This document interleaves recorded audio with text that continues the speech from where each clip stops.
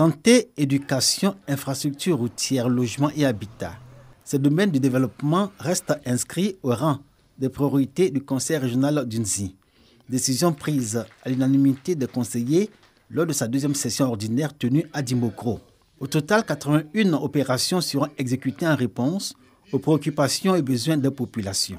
Comme nos attentes sont nombreuses, il y a des infrastructures sanitaires qu'il faut encore augmenter parce que dans la vision du président de la République, nos populations ne doivent pas être loin, à moins de 5 km pour être prises en charge. Il faut programmer au niveau de la santé, l'école et l'addition en eau potable. C'est un des véritables problèmes que connaît un peu la région. 1 milliard 290 millions de francs CFA issus du budget modificatif 1 seront consacrés aux investissements et 1 milliard 320 millions de francs CFA pour le fonctionnement, ce qui porte ce budget à 3 milliards 180 millions de francs CFA. Ce budget modificatif 1 de l'exercice 2022 est légèrement supérieur de 30% au budget primitif en raison du solde excédentaire dégagé au niveau du compte administratif. Les conseillers régionaux ont également adopté le programme triennal 2023-2025 de la région d'Unzi. Ce programme comporte 20 actions et 104 opérations d'un coût global de 5 milliards 560 millions de francs CFA. Le président du conseil régional d'Unzi reste constant dans sa vision. Nguessan Kofi Lataille n'a de cesse de dire qu'il veut donner envie de vivre dans la région d'Unzi. Le programme triennal 2023-2025 s'en veut la traduction.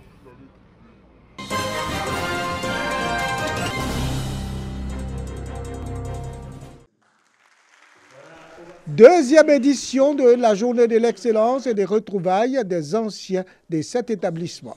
Ils sont 28 élèves dont le mérite est reconnu au terme de l'année scolaire 2021-2022, issus de la seconde à la terminale, toutes séries confondues. Ces Saint-Pétrin reçoivent des prix. Je suis très heureux d'avoir reçu ce prix de meilleur élève de terminale du lycée technique de Bouaké. Et j'exhorte aussi tous mes amis à faire comme moi. J'encourage mes amis à fournir plus d'efforts et aussi à se donner dans le travail.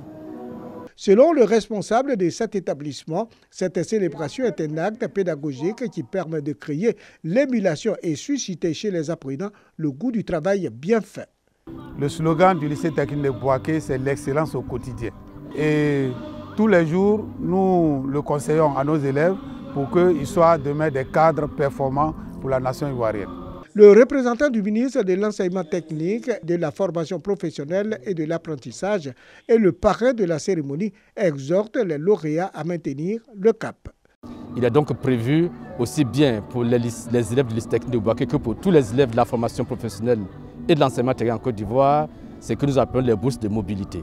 Naturellement, ceux qui auront excellé pourront donc poursuivre leurs études en dehors de la Côte d'Ivoire. Il s'agit pour nous d'encourager nos jeunes frères à faire mieux que nous et à toujours redorer le blason de ces lycées. Le lycée technique de Bouaké, établissement de référence, forme en génie civil et bâtiment. Le réseau des associations des anciens élèves du lycée technique de Bouaké, quelle contribution à la promotion du lycée. C'est le thème de cette journée de célébration du mérite, une cérémonie marquée par la mise en place des réseaux des anciens élèves de l'établissement.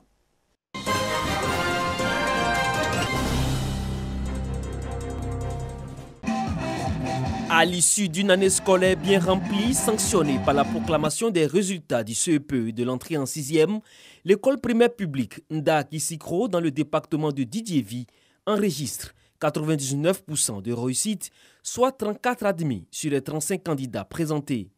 Les cadres de la localité ont donc décidé de récompenser ces écoliers au cours d'une journée dite de l'excellence. Les 5 premiers des classes de CP1 au CM2 des 6 écoles qui regroupent l'UEP de Didiévi sont primés. Il ne suffit pas qu'on s'arrête à Féchemet. Le problème que nous, on prend les enfants de la maternelle jusqu'au CM2. Mais après, quand ils vont en 6e à Didiévi, d'autres vont aussi. D'ailleurs, c'est difficile de les encadrer. Donc, il faut que les cadres ici présents réfléchissent comment on va suivre ces enfants pour que, chemin faisant, surtout les jeunes filles n'arrêtent pas l'école. Tous les intervenants ont mis en exergue le mérite scolaire comme socle du développement. Occasion d'inviter les apprenants à redoubler d'efforts et aux parents à s'investir dans le suivi scolaire de leurs enfants. Pour ma part, l'institutionnalisation d'une telle initiative doit être saluée à sa juste valeur pour encourager les autres à vous emprunter le pas. Parce qu'en réalité, il s'agit de placer l'excellence au centre des préoccupations majeures de nos systèmes éducatifs. Car notre vœu à tous est de voir émerger ici à Ndaki-Sikro, à Didier-Vie et partout en Côte d'Ivoire, une école de référence. Cette journée de l'excellence à Ndaki-Sikro est à sa 13e édition.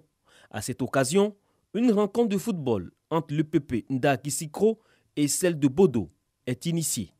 Score 1-0, victoire de Ndaki-Sikro avec la remise d'un trophée.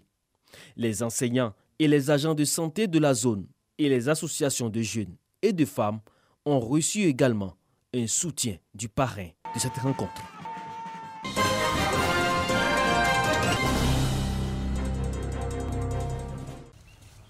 Toumoudi, résidence du préfet, une forêt en constitution comme au tribunal. Ce verdier à l'actif de la direction départementale des eaux et forêts pour l'oxygénation de la ville. Même but poursuivi à travers ce reboisement, une opération cette fois en partenariat avec la Jeune Chambre internationale. Au final, un arboretum ou une forêt communautaire avec diverses essences d'arbres. Avec différentes essences forestières, surtout les essences nobles.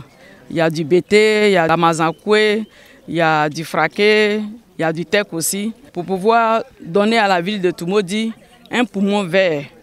Le couvert forestier ivoirien est fortement dégradé. Et la Jeune Chambre internationale, étant une organisation de citoyens actifs, nous n'avons pas voulu rester insensibles. Nous avons décidé de contribuer à notre humble niveau à la restauration du couvert forestier cher au président de la République et au gouvernement. Sur les 2 hectares, superficie de la réserve administrative cédée par la mairie pour la création de l'arboretum de Toumoudi, 1 hectare reboisé par la Jeune Chambre internationale et les eaux et forêts. Partie prenante, le président du conseil régional du Bélier, le ministre des eaux et forêts et le président du Sénat, respectivement président, parrain et haut patron de cette journée de reboisement. Une mobilisation selon leurs représentants contre la destruction du couvert forestier et les changements climatiques. Planter un arbre, c'est contribuer donc à la reforestation de notre pays en vue de permettre aux nouvelles générations de vivre décemment et sainement. Reconstitution du couvert forestier ivoirien, la direction départementale des eaux et forêts de Toumoudi prend sa part. 36 hectares reboisés les 2 années précédentes. Pour 2022, l'opération déjà en cours porte globalement sur une superficie de 17 hectares.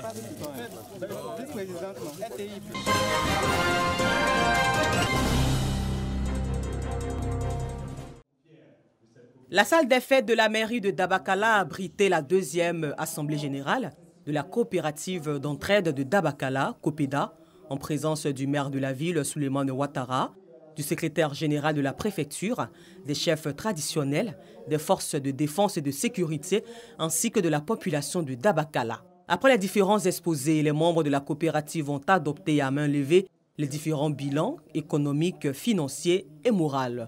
Yo Moussa a été reconduit à l'unanimité par les coopérateurs comme président du conseil d'administration de la COPEDA.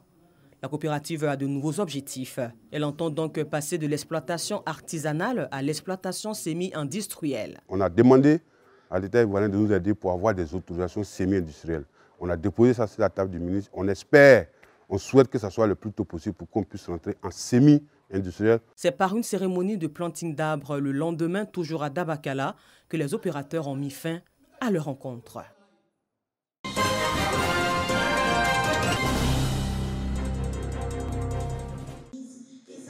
Plusieurs femmes issues de différentes couches sociales, initiées à la coiffure, à la confection des accessoires et décorations des salles de fête et lieux funéraires. Une formation organisée par l'ONG Unideco, une association d'étudiantes exerçant dans la coiffure et la mode à Bouaké. Selon les initiatrices, cet apprentissage s'inscrit dans le cadre d'un programme dénommé Butterfly Métier, un concept visant à former les jeunes filles et femmes à la création d'activités génératrices de revenus pour leur autonomie. Il a été question d'outiller les apprenantes sur les notions de démarrage d'une entreprise sans financement extérieur, mais à partir de ses propres ressources. Nous voulons aussi permettre aussi aux femmes de Bouaké d'être aussi indépendantes, de faire de la décoration un métier. Selon les participantes, cette formation va leur permettre de renforcer leurs capacités en matière d'entrepreneuriat.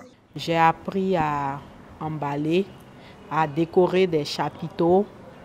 J'ai appris aussi à faire des bouquets de fleurs. J'ai appris à faire des éventails de demoiselles d'honneur, des femmes d'honneur. Et avec tout ce que j'ai appris, je vais mettre cela à profit. Et je crois que ça va m'aider à être une femme indépendante. Le parrain de cette activité, Brahima Doumbia, directeur de RTI Bouaké, encourage l'initiative et invite les femmes à l'entrepreneuriat en créant les conditions pour faire prospérer leurs activités. Et cela est très important. En plus de la compétence, il faudrait la performance. Et donc, je les encourage. Au terme de l'apprentissage, chaque participante a reçu un certificat de fin de formation après une exposition de leurs œuvres d'art.